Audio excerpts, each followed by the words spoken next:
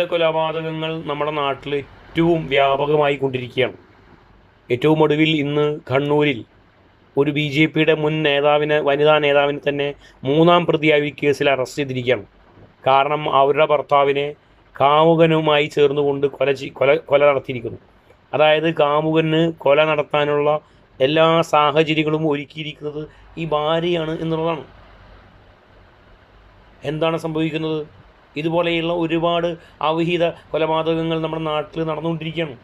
ഇപ്പോൾ ഈ കേസിൽ തന്നെ ഈ പെണ്ണ്, ഈ വനിതാ BJP നേതാവിന് ഈ കാമുകനുമായി ബന്ധമുണ്ടായത് ഈ സ്കൂളിൽ ഇപ്പോൾ നമ്മൾ പണ്ടൊക്കെ ഉണ്ടല്ലോ, ഇപ്പോൾ നടക്കുന്നൊരു പ്രത്യേകതരം പരിപാടിയാണത്.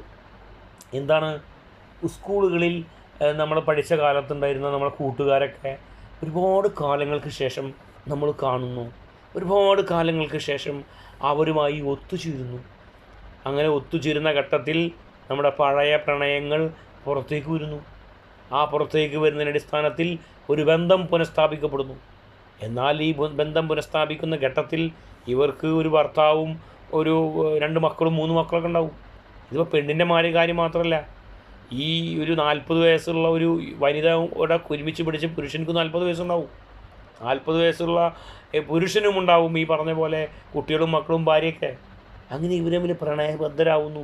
പിന്നീട് സ്വന്തം ഭാര്യയെ, സ്വന്തം ഭർത്താവിനെ കൊലപ്പെടുത്തുന്നതിനെ കുറിച്ച് ചിന്തിക്കുന്ന ഏറ്റവും വിനാശകരമായിട്ടുള്ള, അപമാനകരമായിട്ടുള്ള സാഹചര്യം നമ്മുടെ നാട്ടിൽ നിലനിൽക്കുന്നു എന്നുള്ളതാണ്. ഇതിപ്പോൾ അലുമിനിയം മാത്രം. ഇപ്പോൾ പലരും പറയുന്നുണ്ട് പൂർവ്വ വിദ്യാർത്ഥി സംഗമങ്ങളെ കുറ്റം പറയുന്നുണ്ട്. പൂർവ്വ വിദ്യാർത്ഥി സംഗമങ്ങളെ മാത്രം കുറ്റം പറഞ്ഞതുകൊണ്ട് അവിഹിതം ഇല്ലാതാവുന്നില്ല. അവിഹിതത്തിൻ്റെ പേരിലുള്ള കൊലപാതകങ്ങൾ ഇല്ലാണ്ടാവുന്നില്ല. ഞാൻ പറഞ്ഞ മനുഷ്യൻ്റെ മനസ്സാണ്. കുടുംബ ബന്ധങ്ങൾക്കൊക്കെ എന്ത് വിലയാണ് മനുഷ്യൻ നൽകുന്നത് എന്നുള്ളതാണ്. ഇത്ര വിലയാണോ നൽകുന്നത്? വർഷങ്ങളായി ഒരുമിച്ച് ജീവിച്ച ഭാര്യയും ഭർത്താവും, പക്ഷേ ഒരു 10 വരെ പഠിച്ച തൻ്റെ സഹപ്രവർത്തകനെ, സഹപാഠിയെ കാണുമ്പോഴേക്കും ഭർത്താവിനെയും മക്കളെയൊക്കെ മറക്കുന്നു എന്ന് പറഞ്ഞാൽ അത് മനുഷ്യൻ്റെ മൂല്യച്യുതി എന്നൊക്കെ നമ്മൾ പറയാറുണ്ട് സാഹിത്യത്തിൽ. നമ്മളെ കളിയാക്കാറുണ്ട്. പക്ഷെ നമ്മളെ മൂല്യങ്ങൾ മറന്നിരിക്കുന്നു. കുടുംബ ബന്ധങ്ങളുടെ പ്രാധാന്യം നമുക്കിടയിൽ നഷ്ടപ്പെട്ടിരിക്കുന്നു.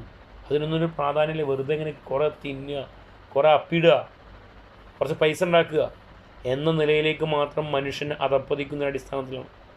അതോടൊപ്പം തന്നെ ഭാര്യ ഭർത്താവിന് കൊടുക്കുന്ന സ്നേഹം, ഭർത്താവ് ഭാര്യയ്ക്ക് കൊടുക്കുന്ന സ്നേഹം, ഭർത്താവും ഭാര്യയും കൂടി മക്കൾക്ക് കൊടുക്കുന്ന സ്നേഹം, അങ്ങനെ ഭർത്താവും ഭാര്യയും മക്കളും അതുപോലെ തന്നെ ഭർത്താവിൻ്റെയും അമ്മയുടെയൊക്കെ മറ്റു കുടുംബക്കാരും ഇവരൊക്കെ ഒരുമിച്ച് ചേരുമ്പോൾ ഉണ്ടാകുന്ന ഒരു കുടുംബാന്തരീക്ഷമുണ്ട്, ഒരു സൗഹൃദമുണ്ട്. ആ ഒരു സൗഹൃദം കൃത്യമായിട്ടുണ്ടായാൽ ഒരു സഹപാഠിക്കും കയറിപ്പറ്റാൻ കഴിയില്ല. ആ കുടുംബ ബന്ധത്തെ തകർക്കാൻ ഒരു സഹപാഠിക്കും കഴിയില്ല. എത്ര വലിയ കാമുകനായാലും കഴിയില്ല. അപ്പോൾ കുടുംബ സൗഹൃദമായ അന്തരീക്ഷവും നഷ്ടപ്പെടുന്നിടത്താണ് ഇതുപോലെയുള്ള കാമുകന്മാർ കയറി വരുന്നത് എന്ന് ചിന്തിക്കാൻ സമൂഹം തയ്യാറാവണം. അല്ലാണ്ട് വെറുതെ പൂർവ്വവിദ്യാർത്ഥി സംഗമത്തെ മാത്രം കുറ്റം പറഞ്ഞിട്ട് കാര്യമില്ല. ഈ നിലയിൽ അവിഹിതം ഉണ്ടാകുന്നത് നമുക്ക് നമ്മുടെ സാംസ്കാരിക കേരളത്തിന്, സാംസ്കാരിക കേരളം എന്നല്ല, വെറുതെ കേരളം എന്ന് മാത്രം നമ്മൾ പറയാറില്ല. നമ്മൾ കേരളത്തിന് മുമ്പ് കുറച്ച് സാധനങ്ങളൊക്കെ ഉപയോഗിക്കും. എന്തൊക്കെയാണത്? സാക്ഷര കേരളം, സാംസ്കാരിക കേരളം, പ്രബുദ്ധ കേരളം. എന്നിട്ട് ഈ കേരളത്തിൽ ഇപ്പോൾ നടക്കുന്ന കാര്യങ്ങളാണ് ഞാൻ ഈ പറയുന്നത്. ഏറ്റവും അപമാനകരമായി തോന്നുന്നു. അതുകൊണ്ട് കുടുംബ ബന്ധങ്ങൾ ഊട്ടിയുറപ്പിക്കാൻ കഴിയുന്ന നിലയിൽ ഭാര്യയായാലും ഭർത്താവായാലൊക്കെ പരസ്പരം ആ നിലയിൽ എന്തിന് ജീവിക്കുന്നു, ഞാൻ എന്തിന് ജീവിക്കുന്നു, എൻ്റെ കുടുംബം, എൻ്റെ നാട്, അയൽവാസികൾ, കൂട്ടുകുടുംബാദികൾ, എൻ്റെ സമുദായത്തെയും സമൂഹത്തെയും ഒക്കെ കുറിച്ച് ചിന്തിക്കുന്ന നല്ല മനുഷ്യനാവാൻ നമുക്ക് കഴിയേണ്ടതുണ്ട്. അങ്ങനെ കഴിഞ്ഞാൽ ഒരു കാമുകനും എവിടെയും കയറിപ്പറ്റാൻ കഴിയില്ല എന്ന കാര്യത്തിൽ ഒരു തർക്കവുമില്ല.